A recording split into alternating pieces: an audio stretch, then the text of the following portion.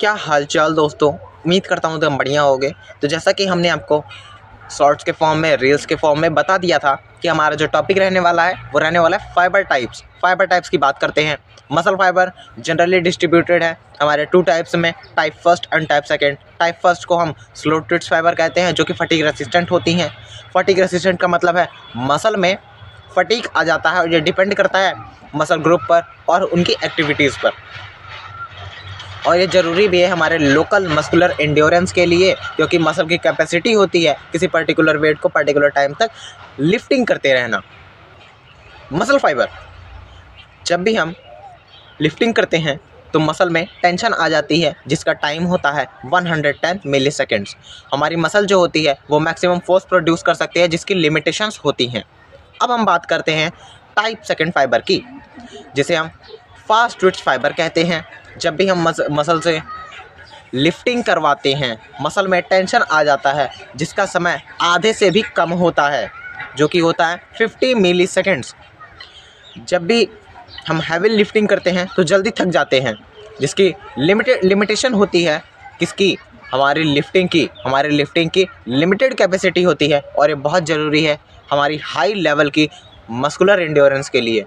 अब हम बात करते हैं ग्रेटर मायोग्लोबिन की। ग्रेटर मायोग्लोबिन एक प्रोटीन होता है जो कि आयरन और ऑक्सीजन से बाइंडिंग होता है। ये हमारी हार्ट और स्केलेटल मसल में पाया जाता है। ये वर्टिब्रेट्स एनिमल में पाई जाती हैं।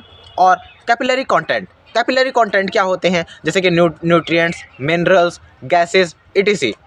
जब ये टाइप ए फाइबर्स में होती हैं, यानी कि टाइप फर्स्ट फाइबर में होती हैं, जिसे स्लो ट्विच फाइबर कहते हैं, वहाँ पर हायर ऑक्सीडेटिव कैपेसिटी होती है किसके compare then fast twitch fibre, यानी कि टाइप सेकेंड फाइबर के।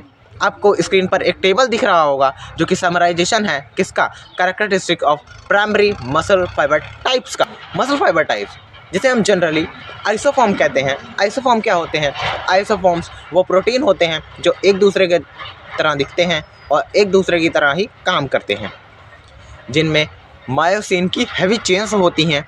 और ये कौन कौन से टाइप्स हो सकते हैं इनको भी देख लेते हैं, जैसे कि टाइप फर्स्ट, टाइप सेकेंड ए एक्स, और कुछ और भी इसके सेवरल फॉर्म्स हैं, जैसे आइसोफॉर्म के सी आइसोफॉर्म, जो कि 5% से भी कम होते हैं हमारी ह्यूमन मसल में, जिनका बहुत ही कम इम्पैक्ट पड़ता है हमारे टोटल क्रॉस सेक्शनल एरिया पर, ठीक है। और कुछ और आइसोफॉर्म्स होते हैं जिन्हें हम आइडेंटिफाई कर सकते हैं, जैसे कि टाइप फर्स्ट सी, टाइप सेकेंड ए सी और टाइप सेकेंड ए एक्स।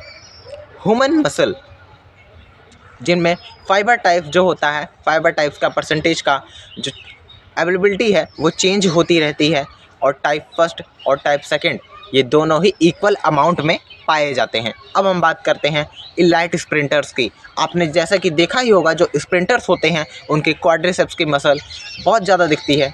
उनमें जो मेजरली मसल दिखती है वो टाइप सेकेंड फाइबर दिखती है, और जो इलाइट एरोबिक इंड्योरेंस एक्सरसाइजेस करते हैं, यानी कि एथलीट होते हैं, उनमें टाइप फर्स्ट फाइबर देखने को हमें मिलती है। धन्यवाद। इसी के साथ आपसे मिलेंगे अगले लेक्चर में।